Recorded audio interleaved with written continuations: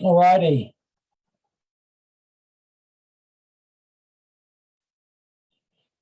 Hello, sorry about that, guys. Slight technical issue. Can everyone hear me okay?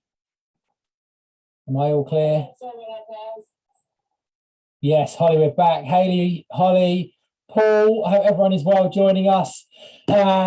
You'll see tonight I'm using slides. Serious business tonight. No, the only reason I'm using slides is just because it's a little bit more content in terms of stuff to cover, I suppose. It just lends itself to having a few slides just to help articulate and show what we're talking about. If everyone, as for all of the lives last week, if you guys could give me a barrage of hearts, thumbs up, emojis, excuse me, just so that people trying to find this, trying to beat the Facebook algorithm, just to bump us up to the top of the group so that everyone can find this nice and easily. That would be good. Awesome barrage there. So who's joining? Hi, Hayley, Holly, Paul, Sharon, Anna, Marcella, Anita, Faye, Rebecca, Linda. Hi, guys. I hope you're all well. Excuse me, I've got a frog in my throat. Caroline, welcome. So tonight I want to talk about something that is just, at the moment, if someone said to me kind of what's my life work, it's about this. Okay, this is at the very heart of everything I believe, everything I do, everything I teach, everything I live. And it wasn't possible to shoehorn it into the actual content of last week. So I thought we'd do a whole masterclass on this. Excuse me, my cup of tea's gone down the wrong way. So I want to do a whole session on it tonight. This will be, obviously we're streaming live to Facebook, so you can watch the recording or whatever if you need to. If you have to go early or you can't watch it all or whatever it may be. But what I want to talk about is this ultimate daily blueprint, okay? And one of the statements that always is at the forefront of my mind, and I'll talk about the background of how this came about in a minute, but I'm going to paraphrase Socrates here. Excuse me. It's very unlike me to have I think it's a furball from the cats. Socrates' very, very famous statement, we are what we repeatedly do. Excellent. Well, his original statement was excellence then is not a singular act, but a habit. But just paraphrasing that around health, we are what we repeatedly do. Excellent health, therefore, is not a singular act, but a habit. And that, to me, sums up everything I believe about living a long, happy, and healthy life. It's not about a single medicine. It's not about a single herb. It's not about just meditating or just exercising, or it's not about any singular act. Okay, exceptional health, exceptional longevity, exceptional empowerment, happiness, contentment, joy, bliss, all of these things is purely a byproduct of how we live our daily lives. What we repeatedly do. If every day we are embedding evidence-based, time-tested, sustainable, doable techniques, day after day, a day becomes a week, which becomes a month, which becomes a year, which becomes a decade, which becomes a lifetime. All excellent health isn't something we have to cultivate in and of itself. Excellent health will look after itself. It's purely a byproduct. In the same way that very often lung cancer is a byproduct of smoking and obesity is a byproduct of overeating and not exercising, good energy is a byproduct of good sleep. Okay, good nutrient profiles are a byproduct of excellent diet. Excellent health and longevity is just a byproduct of what we repeatedly do. It's as simple as that. It's as simple and as practical and as sustainable as that. Okay, and this that statement there, it just is such an important one to hold in the forefront of our mind. And when I was working in cancer research, I also worked in lots of other areas as well. Okay. And one of the things that my old professor and I had a real interest in, and we spent a lot of time doing, was really going to town on breaking down and dissecting and teasing apart and critically analyzing the most cutting edge models on this topic. The most cutting edge models on this topic. What does, going back to the early 90s all the way through up to, well, I stopped, about 3 or 4 years ago in this context, but obviously still kept abreast of the research. But looking at all of the research over that 20-year period, the most important period of time in this area, and looking at all of the most cutting edge models around what does a human being in the developed world need to do to become an outlier, to beat the odds, to become non-average. So rather than dying at 78, which is what the statistics tell us everyone here will do, if we're living in Britain or Europe, how do we beat that? How do we become exceptional in terms of our health, in terms of our disease profiles, in terms of how long we live, how healthily we live, how happy we are, how productive and joyous and engaged and contented we are? And what do we do? What does the science tell us? And there are dozens and dozens of beautifully crafted, evidence-based models that provide a framework for achieving that. And it became a bit of an obsession for us in a way, because it's always this case of how much farther can you push the bar? How much more robust can you make these models? And all the models that we reviewed, all the models that we took apart, we literally took it apart bit by bit, evidence by evidence, they all lacked something, okay? They all lacked really key missing components, okay? That didn't mean they weren't good or they weren't effective, but they weren't whole, okay? And none of them were even close to perfect. And what we're talking about tonight is equally not perfect, okay? I don't think anything in health is perfect.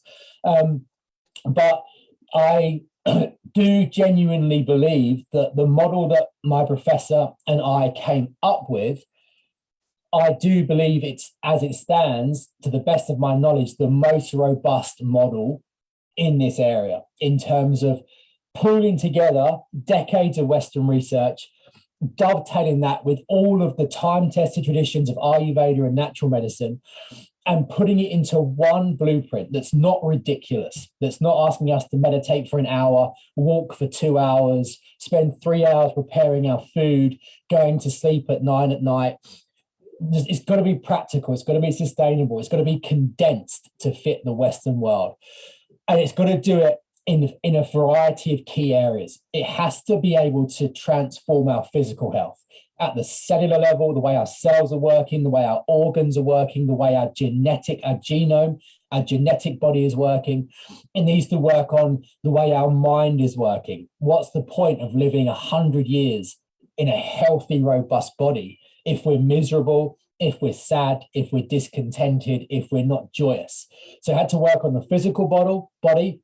It had to work on the emotional and psychological and mental body to make us feel robust and autonomous and excited and optimistic and joyous in our mind.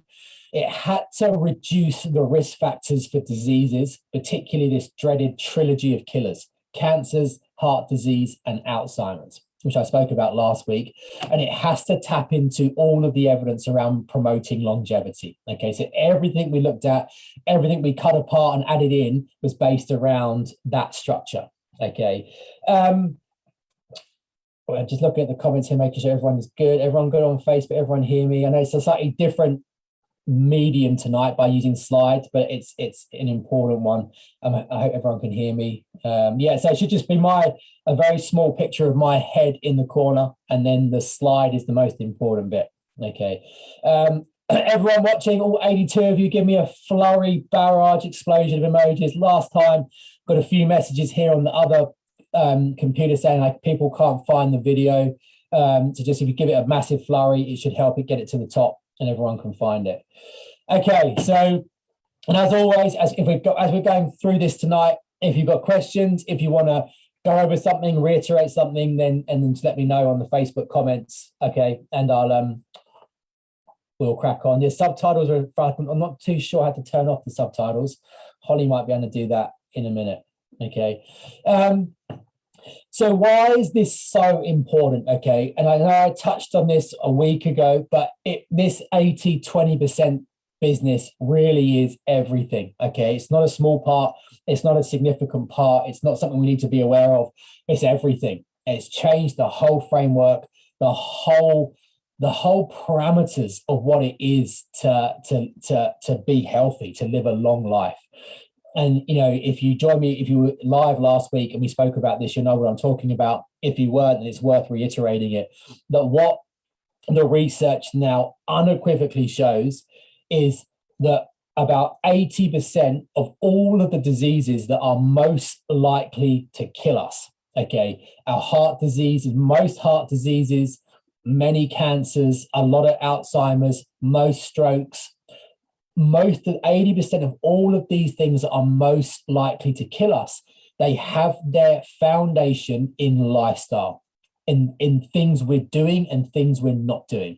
The exercise, we don't get the insufficient sleep, the poor diet, the unmanaged stress, whatever it may be. 80% of all of these diseases have their foundation in lifestyle. Only 20% have their foundation in a genetic predisposition. Okay, that research is about 4 or 5 years old now, 2017, 2018, and still it sometimes kind of catches me unawares around the significance of that. Just if we really funnel our attention onto that and we meditate on what that means, and you lined up 100 people and you said, okay, if you spin it onto its positive, this isn't about placing blame. It's not about saying, well, you've got cancer, it's your fault. You've got heart disease, it's your fault, because the approaches that can prevent these illnesses can also treat them. But what it's saying is, if you have 100 people lined up who are all generally healthy in their 40s, 50s, 60s, 70s, it's saying that if we choose to live right, if we choose to subtly change our lifestyles in terms of better sleep, better food, better happiness profiles, whatever it may be, we have the capacity to reduce our risk factors for these diseases by up to 80%. Okay, my brain struggles to compute the significance of that. We can reduce our premature risk factors for these diseases by 80%. Imagine if there was a pill or a medicine or a prescription that was licensed and it said, if you take this pill once a day for the rest of your life, your chance of getting these cancers and these heart diseases and this Alzheimer's is 80% lower. It would outstrip the COVID vaccines, it would outstrip Viagra, it would outstrip your statins.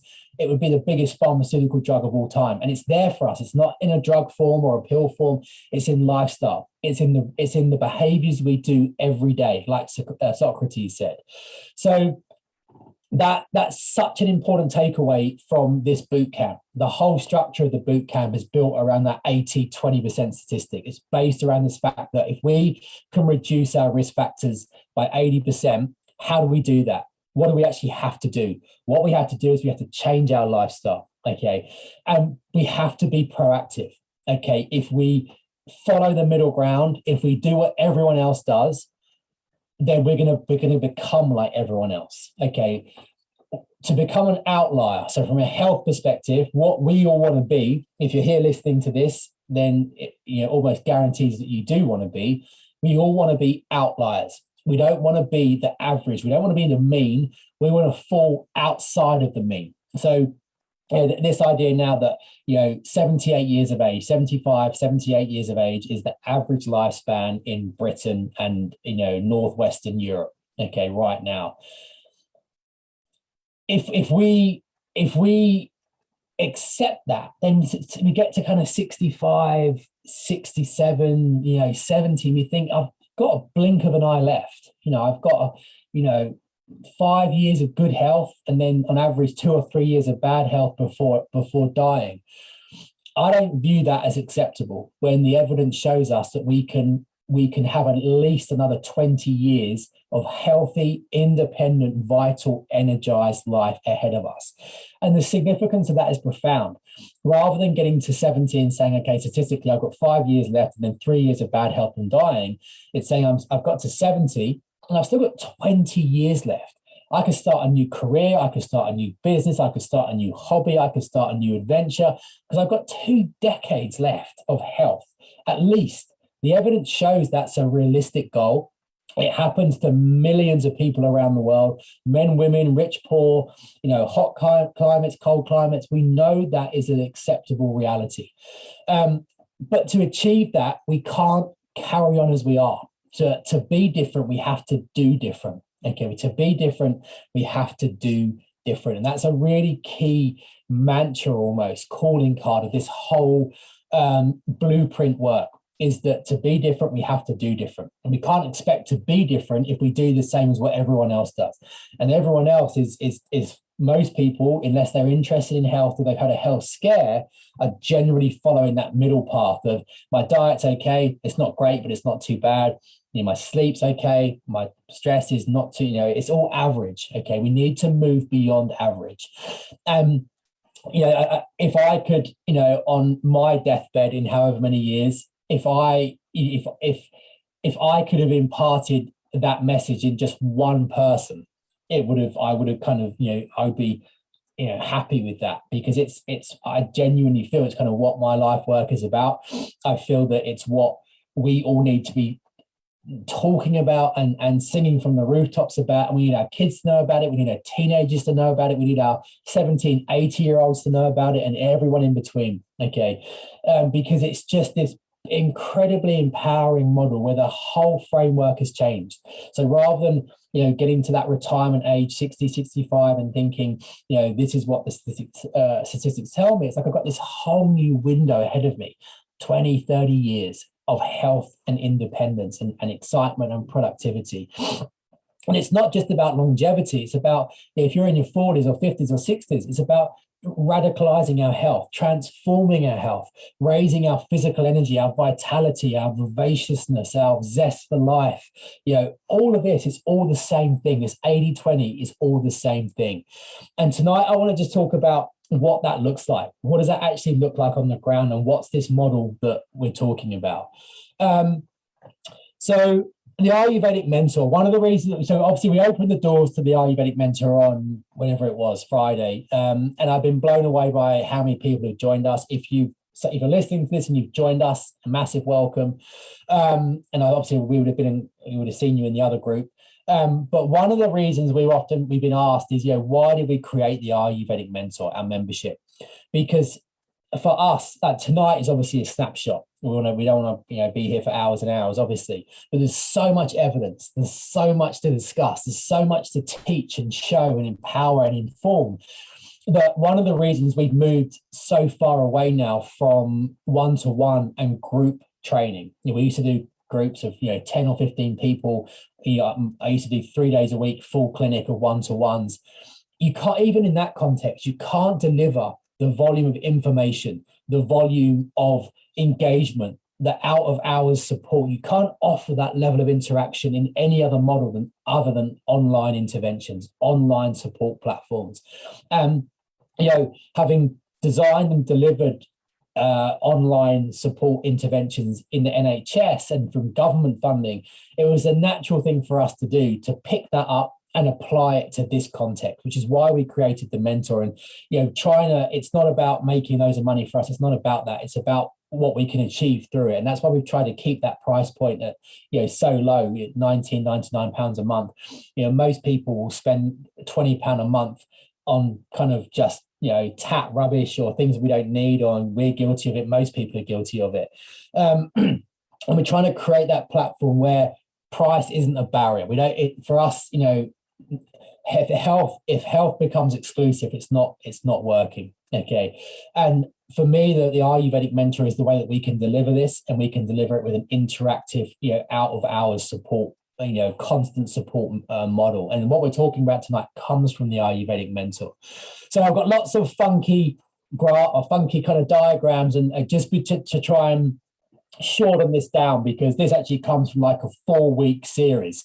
So I want to pick out the guts of this, and so you've got something that you can use off the bat.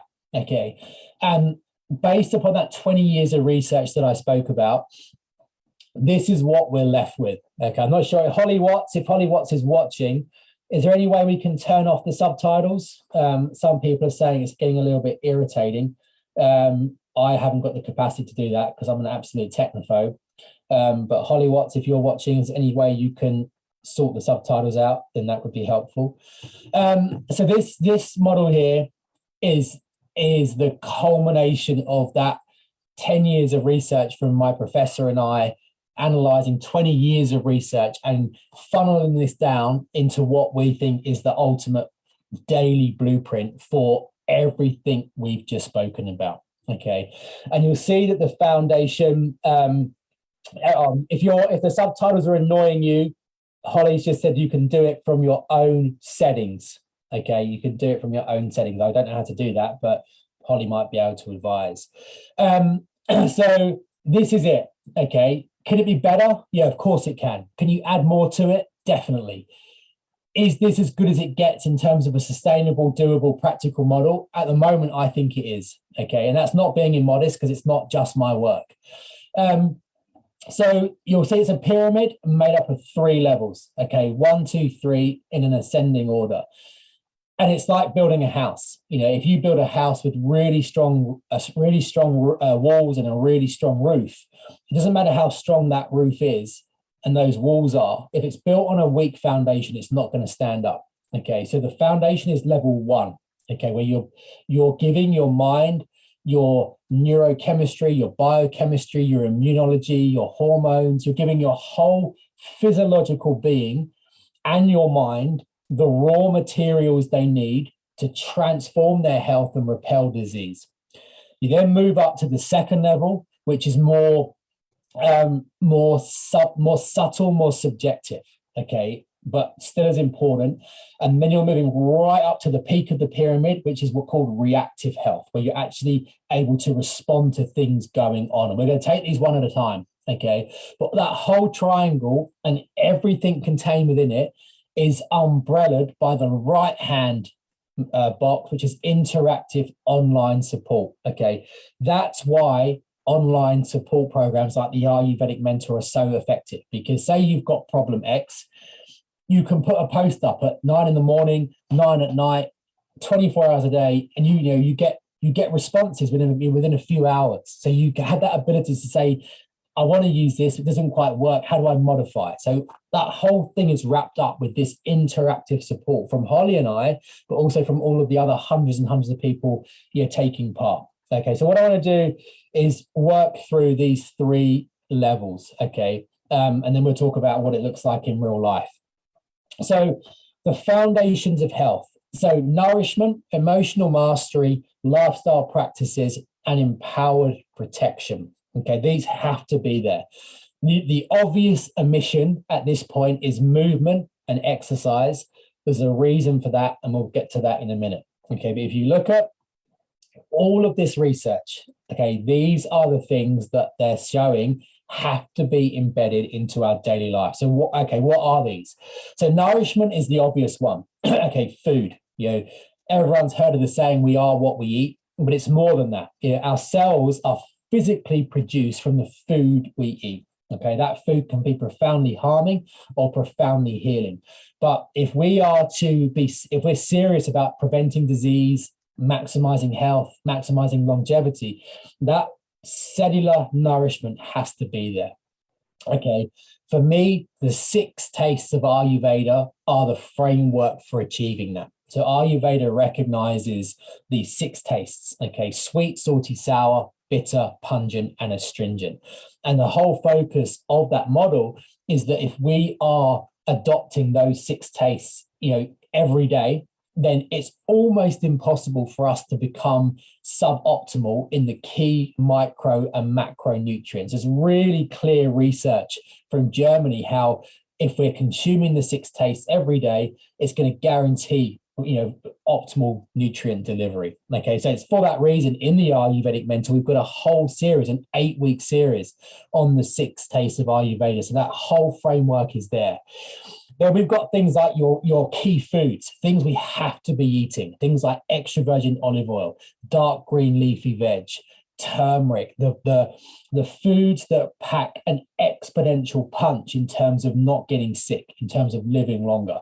And that's why Holly's recipes, obviously you've experienced Holly's recipes from the boot camp, but on the Ayurvedic Mentor, there's hundreds and hundreds and hundreds of recipes and meal plans, and they're all based around making this easy, rather than having to think, what am I going to eat? How am I going to get those 6 tastes in? How am I going to do this, that, and the other? It's all wrapped up in that model. Okay, so making sure every day you are fueling your body, you're nourishing your cells and your organs with the right level of defense and health promoting compounds that are going to support radical health and excellent longevity, I think is a bit of a no-brainer. Okay, everyone knows how important food is. Okay, so that's the first pillar of the foundation level. Okay, so we have to be eating properly. Emotional mastery may come as perhaps a slightly unexpected one if you're new to the Ayurvedic way of living. Emotional mastery is really, really important. Okay, and it's a Vedic approach. It's often called emotional freedom or emotional mastery. It's this way of living where we cultivate high levels of contentment, high levels of happiness, high levels of joy, but crucially, levels of happiness, joy, and contentment that are independent of what's going on around us. So whether we're having a good day or a bad day, whether we're having a successful year or an unsuccessful year, whatever it may be, we have a default level of happiness and contentment that we can cultivate autonomously. We don't need something to make us happy. We don't need good weather, or we don't need a job promotion. We don't need this, that, and the other. We create contentment. We create autonomy from within. And that's one of the most powerful and important models of the whole of Ayurveda, because being happy, being joyous, feeling contented, feeling safe is so powerfully linked to longevity, to not getting sick, particularly diseases like cancer. Loads of research around the effects of pessimistic outlooks, feeling envy or jealousy or hard done by or a lack of joy, all linked to all kinds of immune dysfunction. So cultivating this sense of this ability to find joy and happiness and gratitude and all these kinds of things in the world around us, irrespective of what's going on. If we're having a great time, our levels of happiness will be higher. But if we're having a bad time, they never fall below a set default state. And people often ask me, what's the one area of Ayurveda that is most important to me? And this would be the one that I would lose last. If someone said to me, you can lose all of Ayurveda, you can change, you have to eat differently and stop taking the herbs and stop practicing the lifestyle, all of that, I would drop all of that before I drop this. And the emotional mastery, it creates almost like this impenetrable barrier between you and the outside world, so that nothing can get to you. You choose what gets to you. It's like imagine if you've got the most powerful NASA mainframe computers or the most powerful Google or Amazon mainframe computers. Those computers in and of themselves aren't powerful. They're only powerful if you know how to use it. And it's the same with us and our emotions and our well-being mentally. If we don't know how to use it, then we're always at the mercy of outside events. Is this traffic jam going to cause me to get frustrated and anxious and stressed and angry and put my blood pressure up? Or do I choose how I respond to this in a positive way? And that ability to choose how we're responding and to control how we're responding, I wouldn't be without for love or money. Okay, so emotional mastery has to be in the foundation. The Western research would say stress management or meditation or whatever you want to call it, but it doesn't matter what you call it, but this is all of that and it's more. Okay, so in the boot camp, we spoke about contentment, didn't we? We spoke about contentment and me time. Okay, it's all the same things. We have to be doing things that takes our mind out of the damaging stress place into a place of happiness and contentment. Okay. The third aspect is the lifestyle practices. So everything we covered in the boot camp. Okay. The routines, the eating times, the waking times, the self-massage, the me time, the sleep, all of the key lifestyle practices. Okay. They have to be there because it taps into that circadian biology. It taps into everything we spoke about over the whole of the last week. Okay. We need those lifestyle practices there. Not all of them every day, but some of them every day. And obviously, I think I've spoken briefly about the Ayurveda for Life series. That's our next 8-week series in the Ayurvedic Mentor, which is about using the momentum from this boot camp and catapulting it into a whole nother level from a whole 8-week series on an immersion into Ayurveda. And that will really help with that lifestyle practices. And this is an important one. Is empowered protection. Okay. And this is something that I would really highlight as being important for you to do kind of tonight or tomorrow, is to look at your own life and your family's risk factors and look at what risk factors you have. Okay. So do you have a high risk of cancers in your maternal or paternal line, a high risk of heart diseases or strokes, or Alzheimer's or heart attacks? Because most families have these familial risks, and usually they're the trilogy of killers. Okay. And one of the things, if you take one thing from tonight, make it this, that every day we should all be doing something that has an evidence base to show it is protective of cancer, heart disease, and Alzheimer's. Okay, that is such a massive takeaway from this week, from this week and this session, because of the 100 people listening, like I said, about 90% of us, 92% will die from one of those three things. Okay. And there's such robust evidence around what we can do every day that's going to help support our body's ability to defend against those three killers: heart disease, cancer, and Alzheimer's. And obviously all these other areas do it. Nourishment, food and diet does it. Happiness and joy and contentment does it. The lifestyle practices do it. But we need something a little bit more empowered to that. And that's where herbal medicines become really important. Okay. And I won't go into too much detail here on this. And this comes from the full series in the Ayurvedic Mentor, but it's worth just flagging up. On the left-hand side, you've got a handful of the most important tonic herbal medicines in Ayurveda. Okay, we spoke about a few of these, didn't we, on Tuesday? We spoke about ashwagandha and amalaki and gaduchi and triphala. And then on the circles, I highlight which herbs have a clinical Western evidence base to show they have a preventative and protective benefit against those three illnesses. Okay, so for example, ashwagandha has got proven anti-cancer benefits and it's got proven anti-Alzheimer benefits. Okay, amalaki has got cancer preventing and heart disease preventing. Okay, so the aim should be looking at that and saying, well, if I've got a really high risk factor for cancer, so Holly's got a very high cancer risk factor in her family, whereas my family has a higher risk for heart disease. So looking at, and this is just one aspect, this is just herbal medicine, but looking at that and saying, well, if I think about my mum or my dad or my brothers or my sisters or my grandparents, what kind of familial risks can I see here? Because that's all they are, they're risks. Okay, they're not written in stone. But if we've got a risk factor for Alzheimer's or cancers or heart diseases, we don't want to be sitting there with our fingers crossed, hoping that that doesn't come to my door. What we want to be doing is saying, well, I've got a risk factor for heart disease. How can I modify my diet? How can I modify what herbs I'm taking?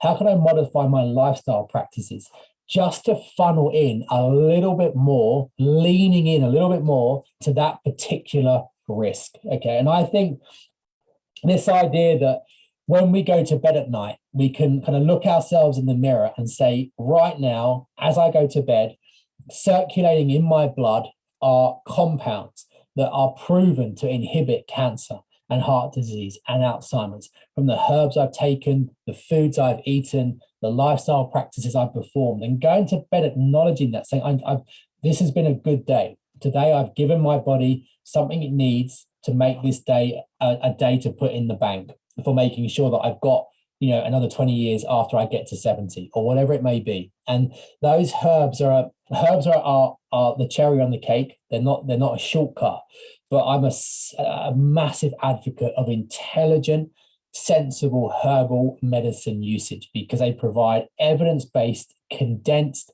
targeted benefits on whatever it is we're trying to achieve. Okay, so that's really, really key. Okay, so looking at that, looking at your life, looking at your daily routines, am I managing my emotional well-being and am I elevating it?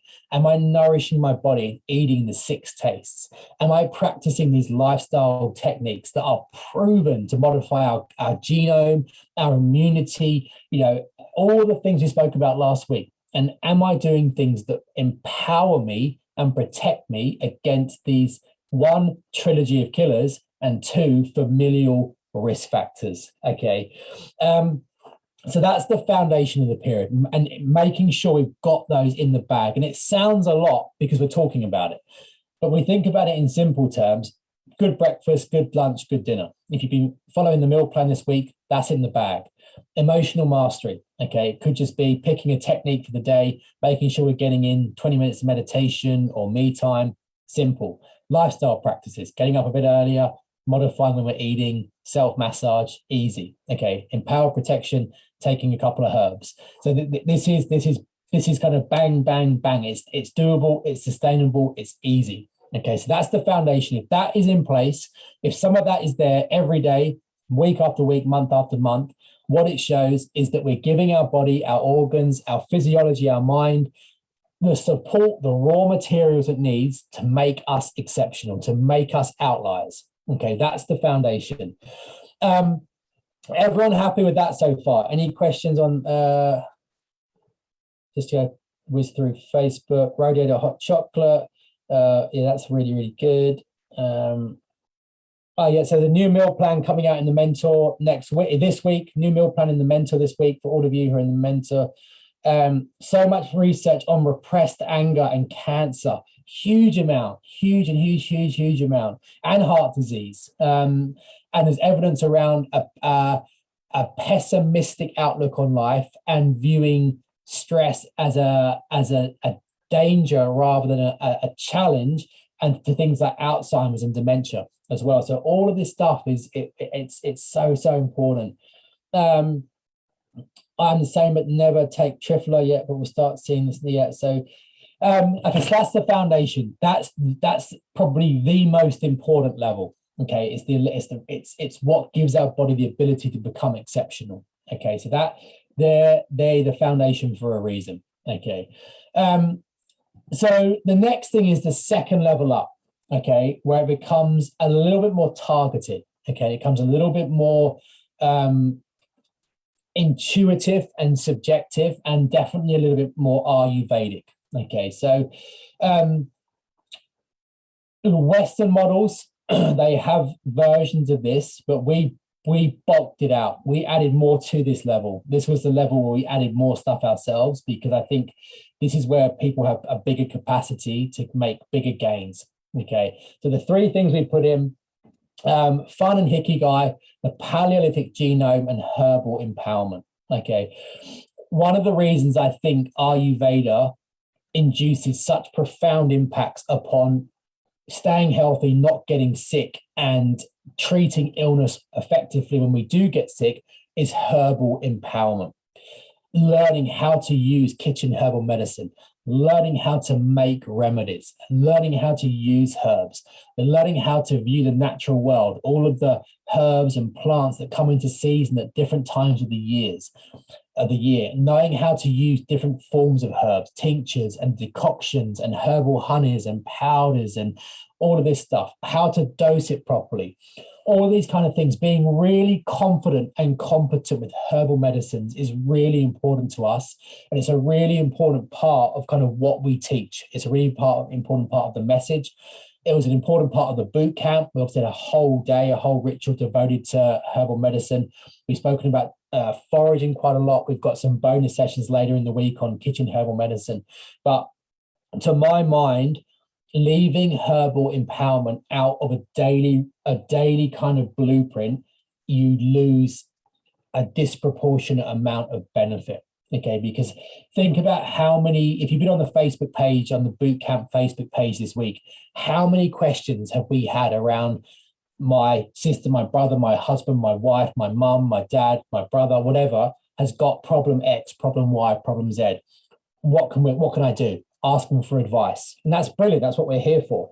But imagine if that knowledge was in your own head, or imagine if it was accessible via the Ayurvedic mentor or whatever it was, so that if your brother comes down with eczema, you know what herbs to use, you know what remedies to use, you know what foraging herbs you can apply.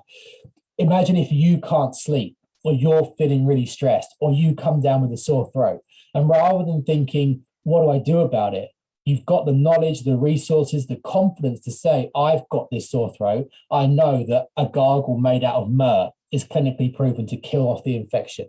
If I use echinacea, if I use angiographics, whatever it may be, having that empowerment is profoundly effective in not getting sick, but in managing sickness as well. So it's a really key part of the work we do, making sure people are confident and competent using herbs.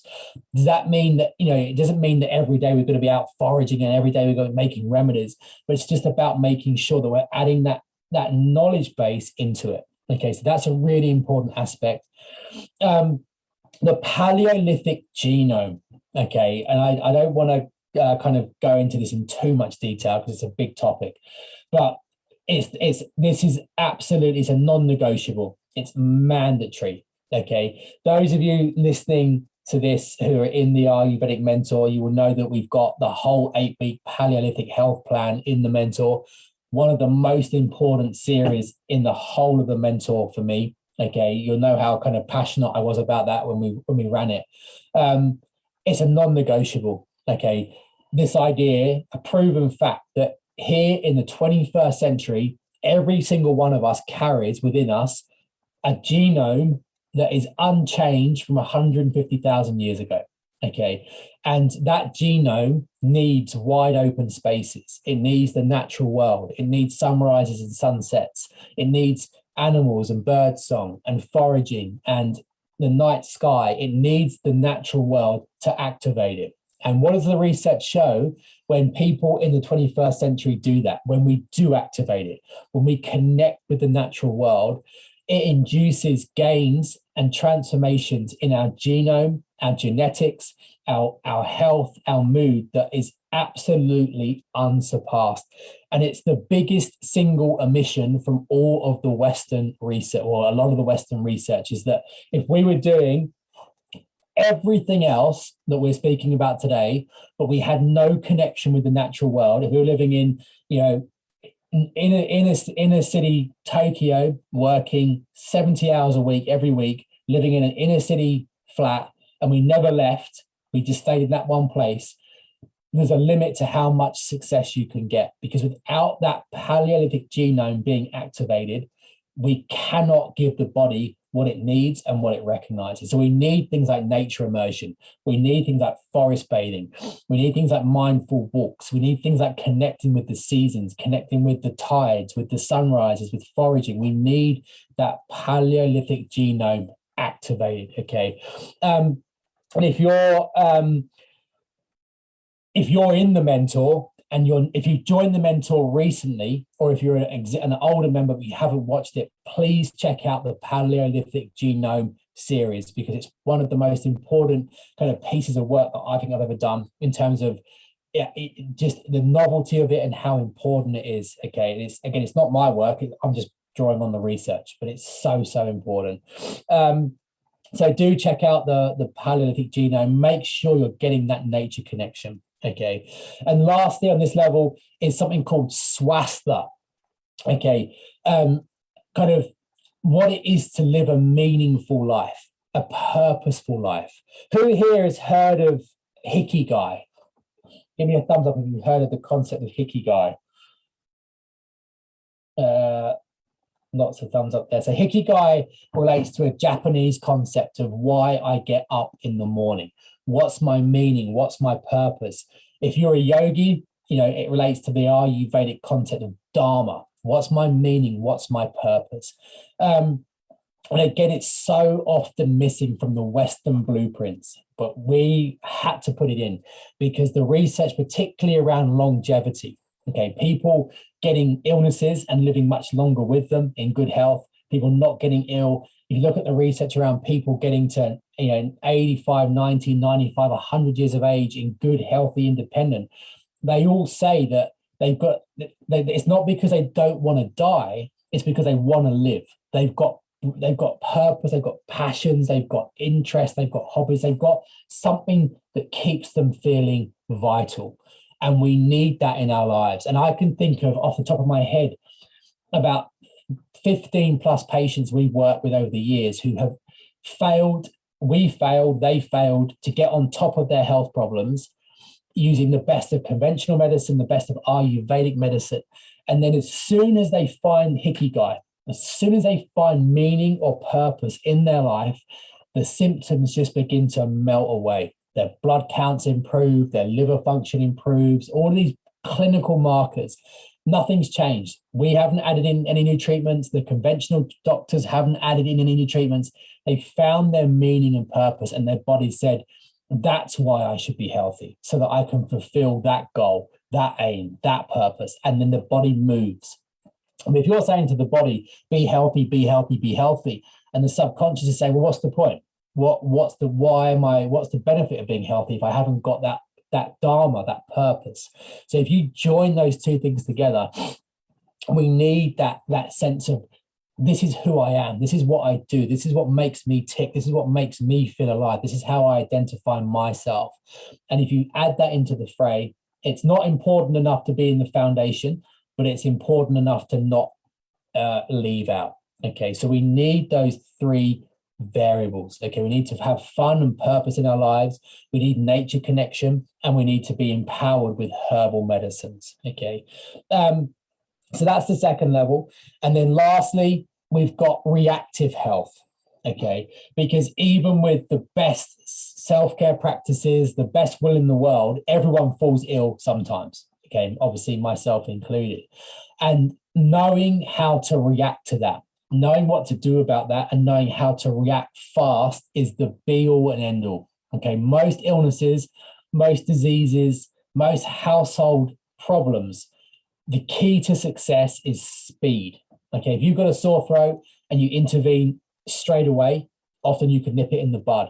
Colds, infections, insomnia, constipation, heartburn, anything, common household problems.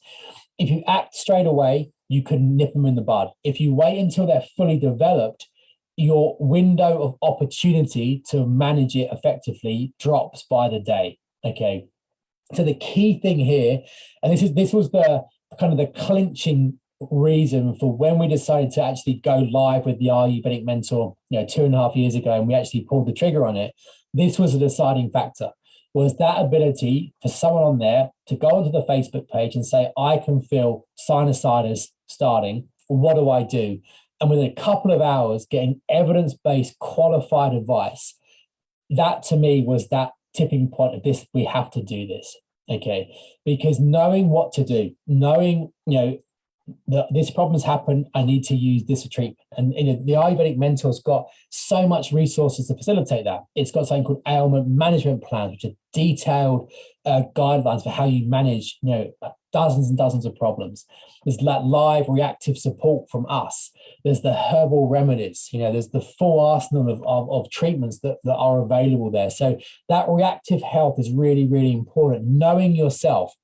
If you're run down, if you're tired, if you're stressed, what's the thing that you're going to come down with? What's your Achilles heel? Do you come down with infections? Do you come down with skin outbreaks? Do you come down with, insomnia or gastric problems or constipation? Because most people, like for me, it's my lungs. I've got very just weak lungs. And if I am burning the candle at both ends and get run down, it will always go to my lungs.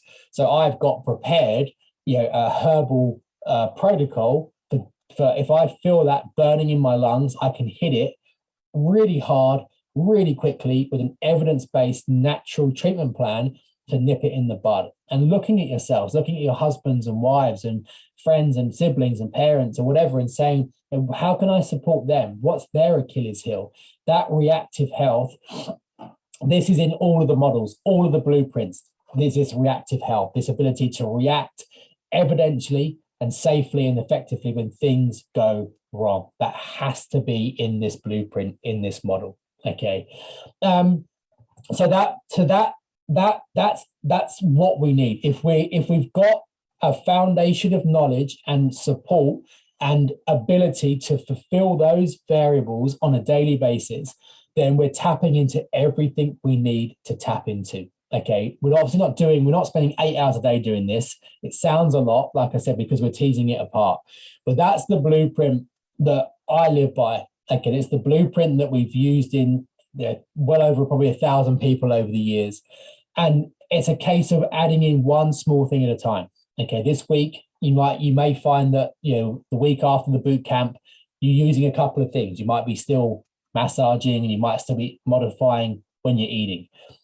Maybe next week, adding something new. And all of a sudden, you wake up and you find yourself living Ayurvedically. You find yourself adopting these approaches, this pyramid, this blueprint into our lives. And with that comes a completely unparalleled opportunity with regards to transforming our health, transforming our longevity profiles, reducing our disease risk factors, really moving ourselves into a whole new opportunity. And like I said, that's why I'm so passionate about the Ayurvedic mentor. It's what, to my mind, is the single best way of delivering this and empowering and supporting people to achieve this in their lives. And I stand by that. I stand by the fact that, to my mind, as of now, online interventions are the way to facilitate mass transformation of people's health. Okay, and for me, the Ayurvedic mentor is the way to deliver that. Okay, and like I said, at £19.99 a month, for me, that's a price point that makes it a sustainable opportunity and a sustainable option for most people, particularly with the 8-week series, the Ayurveda for Life series, which starts later this month, which is being delivered through the Ayurvedic mentor. So the doors are open now. Like I said, the doors to the Ayurvedic mentor are open now. They closed this Sunday, and they won't open again for a while. So I know we've had loads and loads of people join up already and join us over there. If you have joined us, then obviously I've seen you on the other side. We've got a weekly wisdom this Wednesday. We've got the virtual ashram on Friday. But I just wanted to say how, and we're going to draw the prize winners in a minute. So 1 more minute of me waffling on, and then we're going to show you, we're going to reveal who's won what. So bear with me. But please, we've still got a whole week of bonus content. We're going to have a closing ceremony where we're going to shut this whole boot camp down, shut the Facebook page down. So this is the last week. We've still got quite a lot to come. But if you take just a few things from this whole boot camp experience, the most important one is changing your reality, changing what you expect, and realizing that government statistics and public health statistics don't mean diddly squat when it comes to you and I as individuals. We have the ability to create our own reality. And that's a reality of abundant health, abundant happiness, abundant empowerment, abundant longevity that's in our control.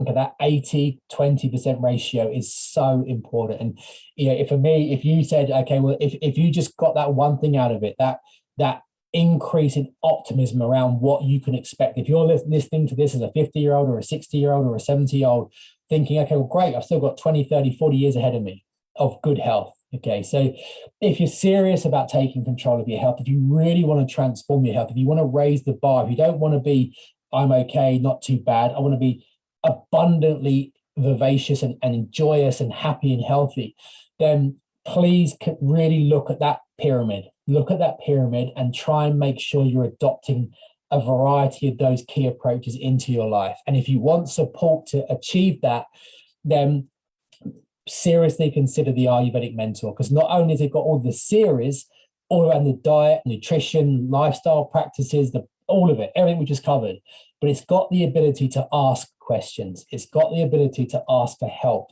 ask for advice. I've got this problem. What do I do? I need to resolve this issue. What do I do? I'm worried about this. And what my granny and my dad both had Alzheimer's. I'm worried about it. What do I do? How do I live more Ayurvedically? How do I improve my emotional resilience?